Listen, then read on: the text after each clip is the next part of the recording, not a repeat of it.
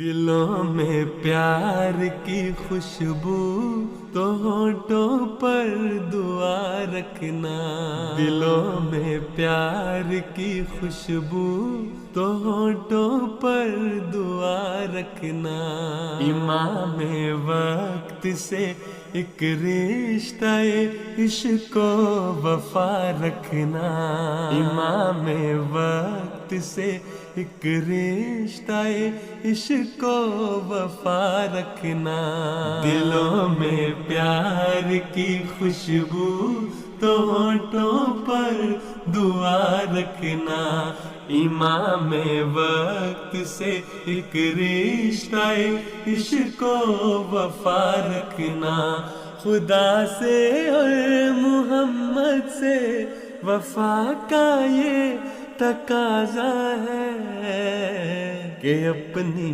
زندگی تا زندگی اس پر فدا رکھنا، کہ اپنی زندگی تا زندگی اس پر فدا رکھنا، امام وقت سے ایک رشتہ عشق و وفا رکھنا۔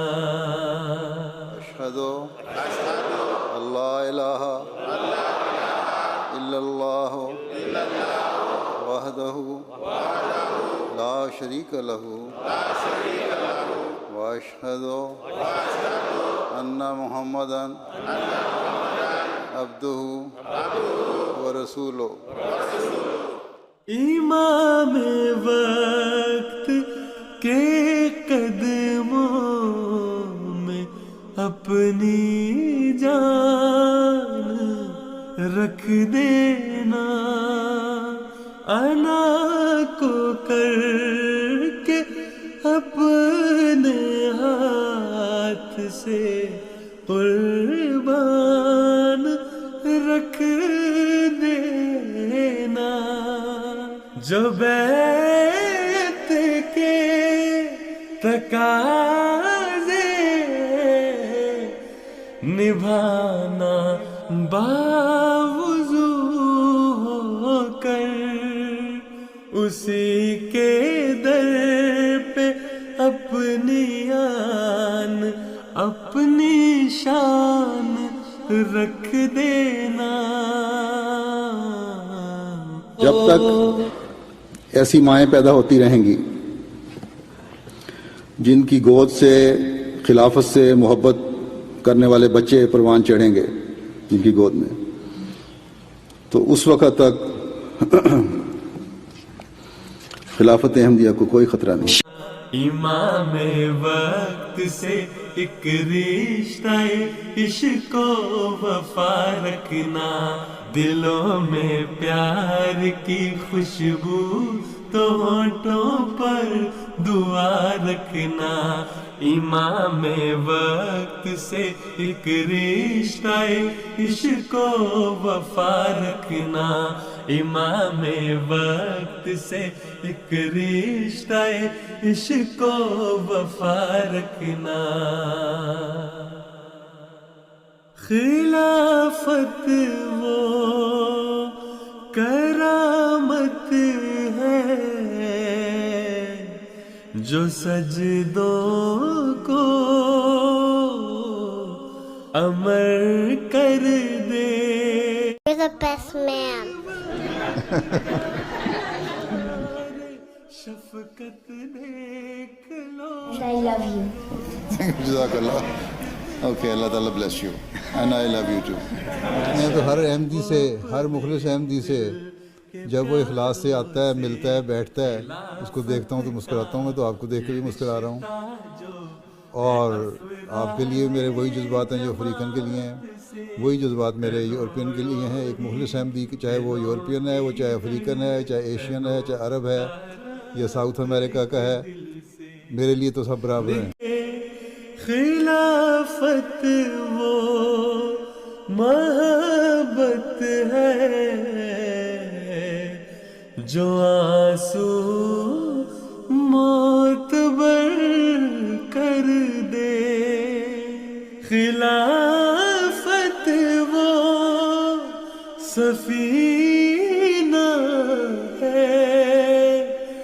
جو طوفان میں کنارہ ہے، خلافت وہ نگینہ ہے جو پتھر کو گوہر کر دے، مگر ہے شرط تم سے مسلسل رابطہ رکھنا، مگر ہے شرط تم اس سے مسلسل رابطہ رکھنا۔ آخری بات میرے ایسے ہی ہوتا ہے جو عرض کرنا چاہتا ہوں، یہ میرا ذوقی مسئلہ ہے، کوئی حدیث کا قرآن کا نہیں ہے، کہ میرے نزدیک ذکر الہی میں جو ہمیں ایک سب سے بڑی نعمت حاصل ہے وہ خلیفۃ المسیح کو دعا کے لیے عرض کرنا ہے۔ اس میں کئی باتیں ہو سکتی ہیں جو بیان کی جا سکتی ہیں، لیکن ایک چھوٹی سی بات عرض کروں گا میں، جو یہ آخری بات ہے، وہ یہ ہے کہ ابھی ہم جلسے پہ گئے ہوئے تھے جرمنی، تو وہاں جلال الدین ان کا نام ہے، جلال احمد صاحب ہیں، شمس جاوید منی صاحب کے بڑے بھائی، انہوں نے صبح درس دیا، ایک ایسی بات بیان کی جو میں آپ کے سامنے بیان کرنا چاہتا ہوں۔ اللہ تعالیٰ مجھے توفیق دے، کیونکہ بظاہر اتنی آسان نہیں ہے اس کا بیان کرنا۔ کہنے لگے دیکھیں یہ تو ہے کہ ہمارا کیا تعلق ہے حضرت خلیفۃ المسیح سے، لیکن خلیفۃ المسیح کا ہمارے ساتھ کیا تعلق ہے، اس پہ وہ بات روشنی ڈالتی ہے۔ کہنے لگے کہ حضور کا جب پتے کا آپریشن ہوا تو حضور اس وقت انستھیسیا کے زیر اثر تھے، اور ظاہر جب آپریشن ہو گیا تو غالباً یہی تجویز تھی کہ آپ کچھ دن ہسپتال میں ٹھہریں گے۔ حضور نے فرمایا کہ نہیں، میں فوراً گھر جانا چاہتا ہوں۔ چلو آپ کو اجازت مل گئی، گھر تشریف لائے۔ جب گھر تشریف لائے تو بستر کے سامنے جو میز پڑی تھی ڈھیروں کے حساب سے وہ خطوط پڑے تھے۔ حضور نے ہاتھ اٹھایا، جب حضور نے ہاتھ اٹھایا تو درد سے چیخ نکل گئی۔ حضور نے خط پڑھا، کھولا اس کو، پڑھا اس کو، نوٹ لکھا، پھر دوسرا خط کے لیے ہاتھ اٹھایا تو پھر چیخ نکل گئی، اتنی درد حضور کو ہو رہی۔ پھر حضور نے خط پڑھا، کھولا، نوٹ دیے۔ تیسرے چوتھے دفعہ جب حضور خط کے لیے حضور نے ہاتھ بڑھایا تو خط ہاتھ سے پھسل گیا۔ پھر حضور نے پھر پکڑنے کی کوشش کی، وہ پھر پھسل گیا۔ تیسری دفعہ کوشش کی تو حضور کے پاس اس وقت عبداللہ صاحب کھڑے تھے۔ عبداللہ صاحب کو شاید آپ نہ جانتے ہوں، حضور ان کو ہمیشہ ساتھ رکھتے ہیں سفر میں، اور ربوے میں غالباً حضور کے گھوڑوں کی وہ نگرانی کرتے تھے۔ تو انہوں نے آگے بڑھ کے خط کو پکڑنے کی کوشش کہ میں حضور کی خدمت میں پیش کر دوں گا۔ حضور کہ عبداللہ کیا کر رہے ہو، رکو فوراً، بالکل اس کو خط کو ہاتھ نہیں لگانا، تم اسے کاغذ سمجھتے؟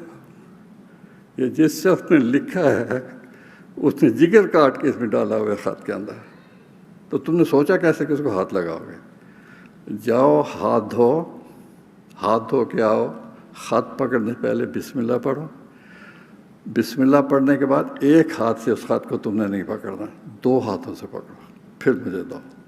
تو یہ آپ کے خط کی عظمت ہے حضور کے سامنے۔ پھر وہ خط پڑھتے پڑھتے حضور نے خط دیکھا، کسی بچے کا تھا، اس میں کچھ نہیں لکھا ہوا تھا، صرف لائنیں تھیں۔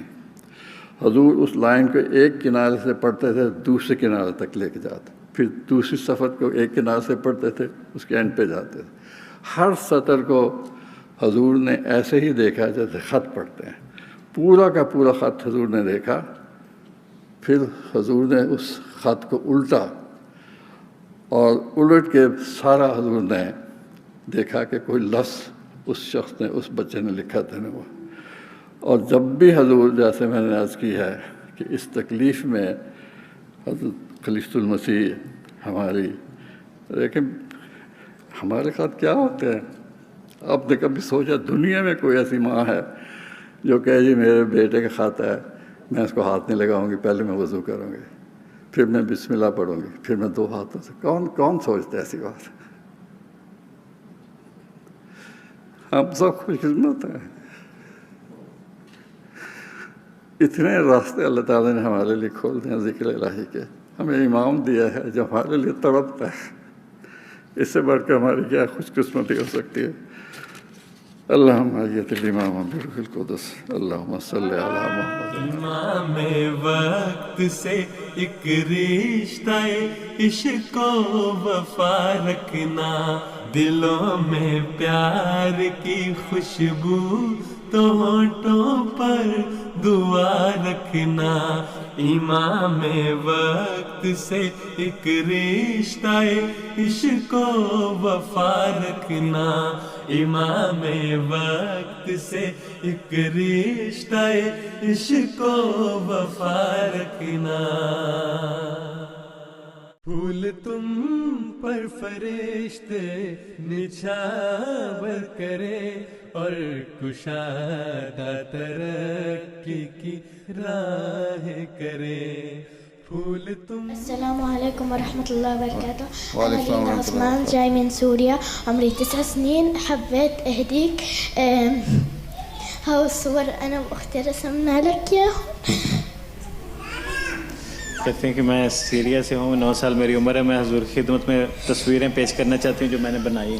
اچھا داؤ دے دو. اللہ تفضل. آ جاؤ آ جاؤ.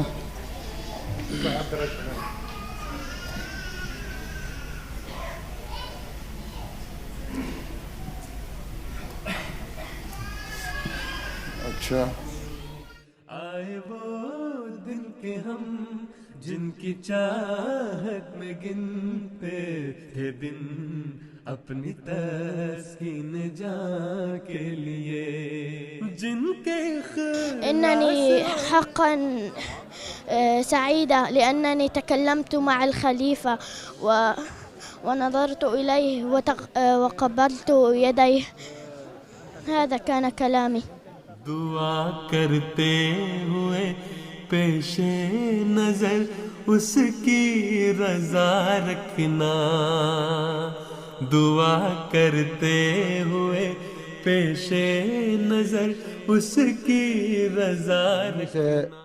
ایک اور دوست ہیں سنوری صاحب ہیں، انہوں نے یہ واقعہ بتایا کہ 2010 میں میری طبیعت خراب ہوئی تو میں ہاسپٹل میں داخل ہوا. چیک اپ کے بعد پتہ چلا کہ پھیپھڑوں میں پانی آ گیا، اور پانی آنے کی وجہ معلوم کرنے کے لیے مختلف ٹیسٹ کیے گئے، جن سے یہ پتہ چلا کہ دل کا والو بھی خراب ہے اور اس کی وجہ سے پھیپھڑوں میں پانی آیا، اور والو کے اوپر کچھ جراثیم بھی ہیں جن کا فوری علاج ضروری تھا. تو کہتے ہیں مجھے ایمرجنسی میں رکھا گیا اس امید پر کہ دوائیاں وغیرہ دیں گے اور جراثیم خود ہی ختم ہو جائیں گے، لیکن ایسا نہ ہوا، اور دل جو تھا وہ کمزور سے کمزور ہوتا چلا گیا. آخر ڈاکٹروں نے آپریشن کا فیصلہ کیا تو مجھے آپریشن کے لیے آپریشن تھیٹر لے جایا گیا. تقریباً 5 گھنٹے کے آپریشن کے بعد جب مجھے ہوش آئی تو مجھے بتایا گیا کہ آپریشن کامیاب ہو گیا. آپریشن کے چند دن بعد وارڈ میں وہ ڈاکٹر جنہوں نے میرا آپریشن کیا تھا وہ مجھے ملنے آئے. اس وقت وارڈ میں کہتے ہیں میرے علاوہ 3 جرمن مریض اور بھی تھے. ڈاکٹر نے خاکسار سے ایک عجیب و غریب سوال کیا. اس نے مجھے پوچھا کہ آپ کون ہیں؟ میں نے اپنا نام بتا دیا. ڈاکٹر کہتا نام تو مجھے پہلے ہی پتا ہے. تو اس کے بعد ڈاکٹر نے خاکسار کو ایک بات بتائی جسے سن کر میری آنکھوں سے آنسو نکل آئے. اب وہ ڈاکٹر کی زبانی وہ بات بیان کرتے ہیں، کہتے ہیں ڈاکٹر کی زبانی وہ بات یوں تھی کہ آپریشن والے دن ان کی طبیعت ٹھیک نہیں تھی. خاکسار کو بے ہوش کر کے آپریشن تھیٹر میں لے جایا جا چکا تھا. طبیعت ٹھیک یعنی ڈاکٹر کی طبیعت بھی ٹھیک نہیں تھی، ان کی تو تھی نہیں، ان کی تو یہ تو بیمار تھے، ان کا تو آپریشن ہونا ہی تھا، لیکن ڈاکٹر کی طبیعت خود اپنی ٹھیک نہیں تھی اور وہ چاہتا تھا کہ میں آج آپریشن نہ کروں، لیکن ان کو آپریشن تھیٹر میں لے جایا جا چکا تھا. اور ڈاکٹر کی طبیعت ٹھیک نہ ہونے کی وجہ سے ڈاکٹر کو گھبراہٹ اور پریشانی بھی تھی، لیکن اس نے آپریشن کرنا بھی اس کے لیے ضروری تھا. تو ڈاکٹر نے بتایا کہ کوشش کے باوجود ان کے لیے آپریشن کرنا ممکن نہیں ہو رہا تھا. تو اس نے سوچا کہ میں کچھ تازہ ہوا لینے کے لیے اور طبیعت کو سنبھالا دینے کے لیے اور بہتر کرنے کے لیے میں کچھ دیر باہر جا کے کھلی ہوا میں بیٹھتا ہوں. تو کہتے ہیں میں باہر گھاس پہ آ کے بیٹھ گیا. اس دوران انہوں نے دیکھا کہ ایک آدمی ان کے پاس آ کر ان کے ڈاکٹر کے پاس آیا اور ڈاکٹر کے کندھوں کو تھپتھپایا اور کہا کہ پریشان نہ ہو، سب ٹھیک ہو جائے گا، اس کو کچھ نہیں ہوگا۔ تو ڈاکٹر نے دوبارہ اس شخص کی طرف دیکھا تو وہ وہاں پہ کوئی نہیں تھا، کوئی موجود نہیں تھا، یہ پیغام دے کے تھپتھپا کے اس کے کندھوں کو اور یہ بات کہہ کے تو وہ چلا گیا۔ ڈاکٹر کو وہ آدمی نظر نہیں آیا بات کرنے والا۔ تو بہرحال ڈاکٹر بہت حیران ہوا کہ وہ آدمی کہاں چلا گیا ہے۔ کہتے ہیں کہ اس کے بعد ڈاکٹر جو تھا وہ آپریشن تھیٹر میں آیا، بغیر کسی پریشانی کے اس نے میرا آپریشن کیا، جو الحمدللہ کامیاب رہا۔ خاکسار نے اس سے پوچھا کہ کیا نظر آنے والے شخص کی داڑھی بھی تھی؟ اب یہ ہمارا خادم جو ہے وہ ڈاکٹر سے سوال کر رہا ہے کہ نظر آنے والا جو شخص تھا کیا اس کی کوئی داڑھی بھی تھی؟ تو ڈاکٹر نے جواب دیا کہ ہاں۔ پھر ڈاکٹر یہ بات بتا رہے تھے اور میری آنکھوں سے پھر آنسو رواں ہو گئے۔ یہ ساری بات کمرے میں موجود باقی دوست بھی سن رہے تھے۔ تو خاکسار نے اپنے موبائل پہ حضور کی تصویر جو تھی وہ نکالی اور ڈاکٹر کو دکھائی۔ تو ڈاکٹر نے پوچھا کہ یہ تصویر میرے پاس کہاں سے آئی ہے، کیونکہ یہ تو وہی شخص ہے جس نے مجھے آ کے تسلی دی تھی اور کہا تھا کہ جاؤ جا کے آپریشن کرو، کچھ نہیں ہوگا۔ تو ڈاکٹر نے کہا کہ میں اسی وجہ سے تم سے پوچھ رہا تھا کہ تم کون ہو، کون تم، کیونکہ آج میری زندگی میں ایسا واقعہ کبھی نہیں ہوا۔ ڈاکٹر کے ساتھ کمرے میں موجود باقی لوگ بھی حیران تھے۔ ڈاکٹر نے پوچھا کہ یہ کون ہے جن کو آپ کی اتنی فکر تھی؟ تو یہ کہتے ہیں کہ میں نے ڈاکٹر کو بتایا کہ ہمارا تو ایمان ہے، یہ ہمارے خلیفۃ المسیح تھے، اور ہمارا ایمان ہے کہ جب ہم ان کو دعا کے لیے خط لکھ دیتے ہیں تو پھر اللہ تعالیٰ سب کچھ سنوار دیتا ہے، اور یہ ہمارے آقا کی دعائیں ہمارے ساتھ ہوتی ہیں، اور جب وہ ساتھ ہوں تو پھر کیسے ممکن تھا کہ وہ مجھے اکیلا چھوڑ دیتا۔ خاکسار 2 مہینے اسپتال میں رہنے کے بعد خیر و عافیت کے ساتھ صحت یاب ہو کے محیزوں میں تفاخر ہے، زر و مال و حکومت پر، ہمیں شرف فضیلت ہے کہ مرتے ہیں خلافت پر، کہ مرتے ہیں خلافت پر، کہ مرتے ہیں خلافت پر۔ میں اپنے طرف سے اور سارے ارض فلسطین کے احباب جماعت احمدیہ کی طرف سے حضور انور کا دلی شکریہ ادا کرتا ہوں کہ آپ ہم احمدیان جماعت کبابیر کو آج اور کل شرف ملاقات عطا کر رہے ہیں، اور آئندہ ہفتہ ویسٹ بینک کے احمدی احباب و خواتین کو بھی ملاقات سے نوازیں گی انشاءاللہ تعالی۔ ہم اللہ تعالیٰ کا شکر ادا کرتے ہیں کہ اس نے ہمیں پہلی دفعہ یہ تاریخی دن دکھایا کہ جس میں ہم سب اپنے ملک میں بیٹھ کر خلیفہ وقت سے براہ راست ملاقات کی سعادت پا رہا ہیں۔ ہم اللہ تعالیٰ سے امید کرتے ہیں اور نہایت تضرع سے اس کے حضور دعا گو ہیں کہ یہ ملاقات دیار مقدسہ میں خیر و برکت کے دروازے کھولنے کا موجب ہو، اور اس بات کی ارہاس ہو کہ حضور انور ہمارے پیارے ملک فلسطین بنفس نفیس تشریف لا کر ہمیں ملاقات کا شرف بخشیں، جو انبیاء اور مرسلین کی سرزمین ہے۔ میرے دلی دعا ہے کہ اللہ تعالی جلد وہ وقت لائے جب حضور پر نور کے بابرکت قدم ارض مقدسہ پر ہے، تاکہ آپ کی مبارک آمد کی برکت سے اس زمین کی قدسیت اور برکات پھر سے ظاہر ہو۔ آمین آمین۔ جزاک اللہ۔ ماشاء اللہ، اردو اچھی پڑھ لی ہے شریف صاحب آپ نے۔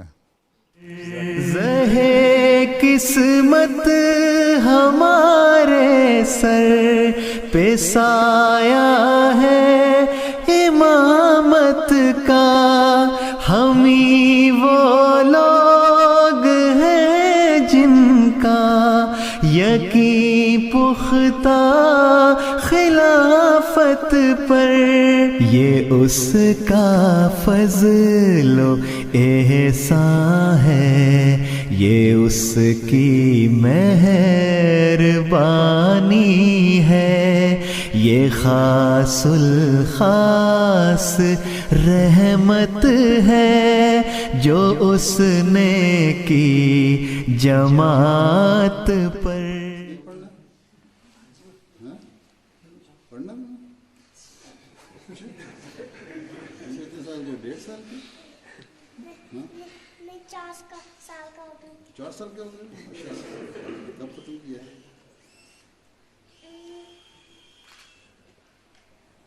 دیر ابھی پیدا ہوتے ہی شروع ہو گیا پڑھنے لگتا ہے نا؟ چلو یہ بتاؤ لاؤ ادھر۔ اعوذ باللہ من الشیطان الرجیم، بسم اللہ الرحمن الرحیم، قل هو اللہ احد اللہ الصمد لم یلد ولم یولد ولم یکن لہ کفوا احد۔ اس کے بیٹے ہو؟ پاپا کا ماما کا نہیں ہو؟ ہاں ماما کا نہیں ہو؟ سارے دن کھانا پکاتی کھلاتی تو ماما ہے، بابا کے تو جی چلو کون ہے آپ؟ چلو چلو ٹھیک ہے، ختم ہو گیا۔ جاؤ پڑھایا کس نے؟ کس نے پڑھایا قرآن شریف؟ بابے پڑھاتے۔ بابا ہی پڑھاتے ہیں؟ تم بھی بابا یاد رہتے ہیں۔ چلو جاؤ۔ بفیض نصرت ایزد ہوئی ہم کو عطا بہجت، کیا شاداں ہمیں اس نے عظیم الشان نعمت پر، بشارت دی مسیحائے زمانے الوصیت میں، عزیز و غم نہ کرنا تم میری دنیا سے رخصت پر۔ بس آپ میں سے ہر ایک کو اس بات کو سامنے رکھنا چاہیے، اور اس کی ہر ایک کو ضرورت ہے کہ ایم ٹی اے سے اپنا تعلق جوڑیں تاکہ اس اکائی کا حصہ بن سکیں۔ ہر ہفتہ کم از کم خطبہ سننے کی طرف خاص توجہ دیں۔ ہر گھر اپنے گھروں کے جائزے لے کہ کیا گھر کے ہر فرد نے یہ سنا ہے یا نہیں۔ اگر بیوی سنتی ہے اور خاوند نہیں تو تب بھی فائدہ نہیں۔ اگر باپ سنتا ہے اور ماں اور بچے نہیں سن رہے تب بھی کوئی فائدہ نہیں۔ یہ انتظام جو ایک اکائی بننے کے لیے اللہ تعالیٰ نے پیدا فرمایا ہے، جس کے ذریعے ایک وقت میں دنیا کے ہر کونے میں خلیفہ وقت کی آواز پہنچ جاتی ہے،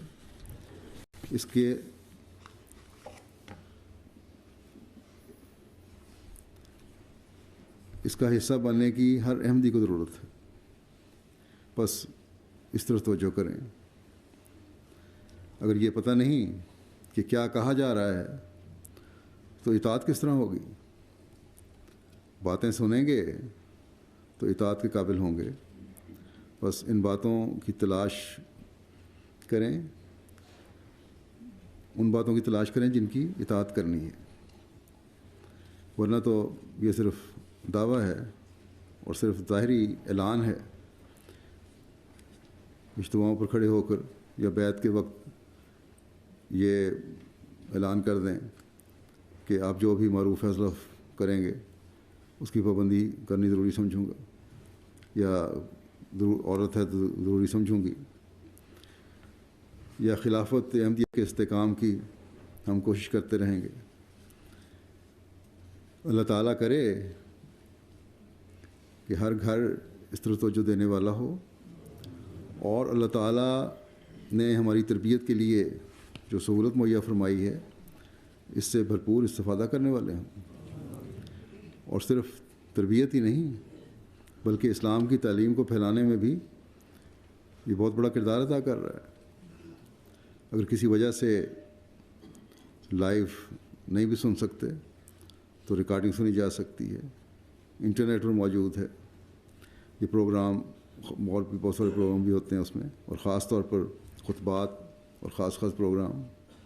میرا جانا ہی لازم ہے مگر غمگین مت ہونا، خدا تم کو سکینت دے کہ لائے گا خلافت پر. تمہارے خوف کو وہ امن میں تبدیل کر دے گا.